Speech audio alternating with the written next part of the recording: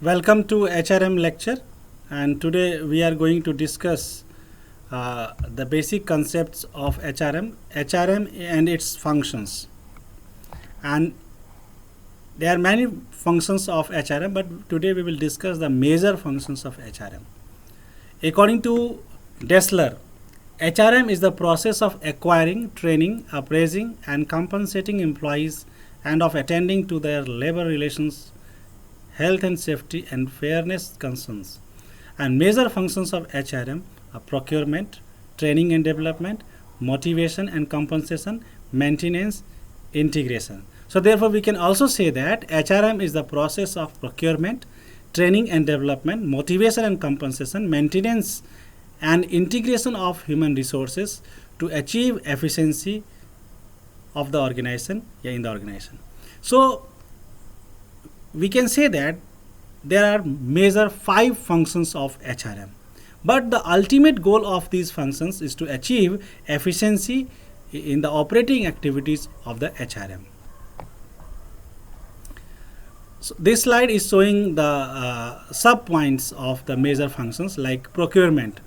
Procurement means how to attain HR, कैसे हम human resource को एक ऑर्गेनाइजेशन में प्राप्त करते हैं, वो सारा एक्टिविटीज़ प्रोक्योरमेंट फंक्शन के अंदर आता है. इसमें सबसे पहले हम HR प्लानिंग करते हैं, जिसे हम लोग मैन पावर प्लानिंग भी बोलते हैं. और HR प्लानिंग के अंतर्गत 2 चीज़ें आती है, quantitative aspect and qualitative aspect. Quantitative aspect ये बताता है कि कितने लोग चाहिए, how many employees are required. But qualitative aspect ये बताता है किस तरह के लोग चाहिए, किस तरह के स्किल्स वाले चाहिए, किस तरह की नॉलेज वाले लोग चाहिए. तो क्वालिटीज़ की बात करता है. उसके लिए हम जॉब एनालिसिस करते हैं. तो जॉब एनालिसिस करने पर हमारे 2 आउटकम होते हैं, job description and job specification. Job description का मतलब है कि which describes the task, duties and responsibilities of A job. Job specification का मतलब है कि क्वालिफिकेशंस रिलेटेड टू जॉब. जब हमें क्वालिफिकेशंस और जॉब डिस्क्रिप्शन जब पता हो गया, तब जो जाकर के HR मैनेजर जो है रिक्रूटमेंट निकालता है. Recruitment is a positive process which invites more and more applicants. Recruitment एक सकारात्मक प्रक्रिया है जिसके अंतर्गत अधिक से अधिक एप्लीकेशंस मंगवाए जाते हैं किसी भी जॉब के लिए. जब रिक्रूटमेंट की सारी प्रोसेस हो जाती है तब एक सिलेक्शन प्रोसेस स्टार्ट होता है, जिसमें बहुत सारे प्रोसेस होते हैं. उसमें सिलेक्शन टेस्ट होते हैं, इंटरव्यू होते हैं, मेडिकल एग्जामिनेशन होते हैं. उन सारे प्रोसेस को पास करने के बाद एक कैंडिडेट कुछ भी सिलेक्ट होता है, तो इट मीन्स क्या हुआ, बाकी रिजेक्ट हुआ. तो सिलेक्शन एक तरह से नेगेटिव प्रोसेस माना जाता है, बिकॉज इसमें अनसुटेबल कैंडिडेट को रिजेक्ट किया जाता है और सुटेबल कैंडिडेट को सेलेक्ट किया जाता है. तो जो रिजेक्ट हो गए उनके लिए एक नेगेटिव प्रोसेस है. प्लेसमेंट, अब किसी का सिलेक्शन हुआ तो एक जिस जॉब के लिए जिस जॉब पोजीशंस के लिए सिलेक्शन हुआ है उस पर उनकी प्लेसमेंट होगी. देन इंडक्शन का मतलब फर्स्ट डे, यानी कि ओरिएंटेशन. इंडक्शन ऑफ एम्प्लॉय, यानी कि जब एम्प्लॉय का फर्स्ट डे होता है तो अपने सबऑर्डिनेट, अपने बॉस, अपने कलीग्स को पहचानते हैं और जो भी ऑफिस के रूल्स रेगुलेशन से उनसे वाकिफ़ होते हैं.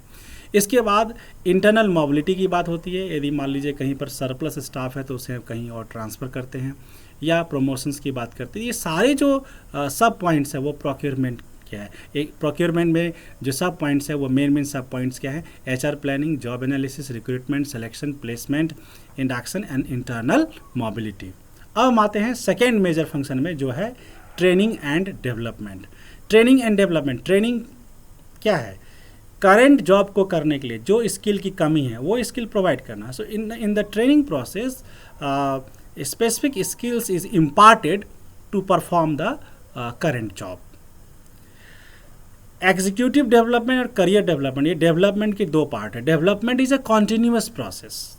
It's not a one time process. It's not related to one specific skills. It's a overall development. Like हम यदि डेवलपमेंट की बात करते हैं तो उसमें एग्जीक्यूटिव डेवलपमेंट की भी बात होगी, करियर डेवलपमेंट की बात होगी, योगा, मेडिटेशन, हेल्थ से रिलेटेड सारी बातें, यानी कि एक तरह से ओवरऑल डेवलपमेंट की बात है. जैसे कि हम बच्चे की बात करें तो सिर्फ बच्चे की यदि हाइट्स देखिए तो एक तरह से क्वांटिटेटिव एस्पेक्ट हो गया, लेकिन बच्चे का एक ओवरऑल डेवलपमेंट, लाइक उसका किस तरह से एजुकेशन हो रहा है, किस तरह से उसके हेल्थ, सारे चीज़ों का हम ध्यान रखें तो ये डेवलपमेंट प्रोसेस होगा। And development is a continuous process, it's not a one time process. तो एग्जीक्यूटिव डेवलपमेंट किसके लिए होता है? मैनेजमेंट पीपल के लिए। मैनेजमेंट डेवलपमेंट भी इसे बोलते हैं। जैसे इसमें सेंसिटिविटी ट्रेनिंग की दी जाती है, यानी कि सेंसिटिविटी ट्रेनिंग क्या होता है? 10 से 12 लोगों का ग्रुप होता है जिसमें एक टॉपिक पर डिस्कशन होता है और मेनली बिहेवियर को स्टडी किया जाता है, और इसमें एक तरह से बिहेवियरल एस्पेक्ट की ट्रेनिंग दी जाती है। और HRD, ह्यूमन रिसोर्स डेवलपमेंट, यानी HRD is a more wider term which includes all the development process training and which focus on the overall development of human resources. अब हम तीसरे पॉइंट की बात करते हैं, मोटिवेशन एंड कंपनसेशन। तो motivation and compensation, motivation की ज़रूरत क्यों पड़ती है? जब कोई एम्प्लॉई किसी गोल को अचीव करने के लिए मोटिवेटेड नहीं होता, यानी कि राइट डायरेक्शन में फोकस नहीं होता टुवर्ड्स द गोल, तब मोटिवेशन की ज़रूरत पड़ती है। एंड कंपनसेशन क्या है? जॉब इवैल्यूएशन करने के बाद एक जॉब का रिलेटिव वर्थनेस कितना है, कितनी उसकी सैलरी होगी, कितनी उसकी पे होगी, ये सारा कुछ इंक्लूड करता है कंपनसेशन में। देन हम बात करते हैं परफॉर्मेंस अप्रेजल की। परफॉर्मेंस अप्रेजल कब होती है? जब एक पर्सन, एक एम्प्लॉई जब जॉब को परफॉर्म करता है, तो क्या वो जो जॉब को वर्क परफॉर्म कर रहा है, तो क्या वो स्टैंडर्ड को मीट कर पा रहा है, नहीं कर पा रहा है? यदि मीट कर पा रहा है तो गुड अप्रेजल, और मीट नहीं कर पा रहा है देन HR मैनेजर को थिंक करना चाहिए कि प्रॉब्लम कहाँ पर है। Incentive and benefits, obviously it's addition to the compensation part, because over time या बोनस की हम बात करते हैं, that is beyond that. Job designing and work scheduling की आवश्यकता क्यों होती है? जॉब डिज़ाइनिंग, जैसे आजकल कोरोना के संकट में यदि हम बात करें तो काफ़ी लोग बात करते हैं कि वर्क फ्रॉम होम से प्रोडक्टिविटी इंक्रीज़ हुई है, जबकि ये एक नई चीज़ नहीं है, ये MNCs काफ़ी पहले से ये प्रैक्टिस कर रही है। तो किसी के जॉब में उसके वर्किंग स्टाइल में चेंजिंग करके भी हम मोटिवेशन को बढ़ा सकते हैं। इसके अलावा वर्क शेड्यूल, किसी को डे शिफ्ट चाहिए, किसी को नाइट शिफ्ट चाहिए, किसी को इवनिंग शिफ्ट चाहिए। मानकर चलते हैं कि यदि कंपनी 3 शिफ्ट में चलती है तो किसी को नाइट शिफ्ट सूट करता है क्योंकि उसमें ज़्यादा पे मिलता है, बट किसी को मॉर्निंग शिफ्ट सूट करता है, और किसी को हो सकता है कि आफ्टरनून शिफ्ट सूट करे। तो यानी कि वर्क के शेड्यूलिंग में भी चेंजिंग करके या जॉब के डिज़ाइनिंग में चेंजेस करके भी हम एम्प्लॉय को मोटिवेट कर सकते हैं। तो इस तरह से third function. And fourth function is the maintenance. Maintenance का मतलब क्या है? जैसे कि हम ह्यूमन रिसोर्सेज की बात करें तो किस तरह से हम उनको एक ऑर्गेनाइजेशन में रखते हैं, लाइक किस वर्किंग कंडीशन में रखते हैं, क्या हम उनके हेल्थ का ख्याल रखते हैं, क्या हम उनके सेफ्टी का ख्याल रखते हैं, क्या हम उनके वेलफेयर का ख्याल रखते हैं, क्या हम उनके सोशल सिक्योरिटी की ख्याल रखते हैं। सोशल सिक्योरिटी में जैसे हम LIC या PF में जो भी मनी डिपॉजिट की जाती है, या गवर्नमेंट के जो भी पेंशन प्लान्स हैं, आजकल तो न्यू पेंशन स्कीम चल रहे हैं, ओल्ड पेंशन स्कीम रिप्लेस होकर के न्यू पेंशन स्कीम हो गया है। तो ये न्यू पेंशन स्कीम एक तरह से सोशल सिक्योरिटी है, जब आफ्टर रिटायरमेंट एम्प्लॉय के लिए एक तरह से सहारे का काम करता है। तो यदि इन सब चीज़ों की ख्याल की जाती है तो हम कह सकते हैं कि ह्यूमन रिसोर्स को का रख रखाव उस ऑर्गेनाइजेशन में अच्छे तरीके से, and then any employee wants to work in that organization due to good working condition and good working environment. And the last point is integration. Integration एक तरह से एकीकरण, इसका एक शाब्दिक अर्थ है।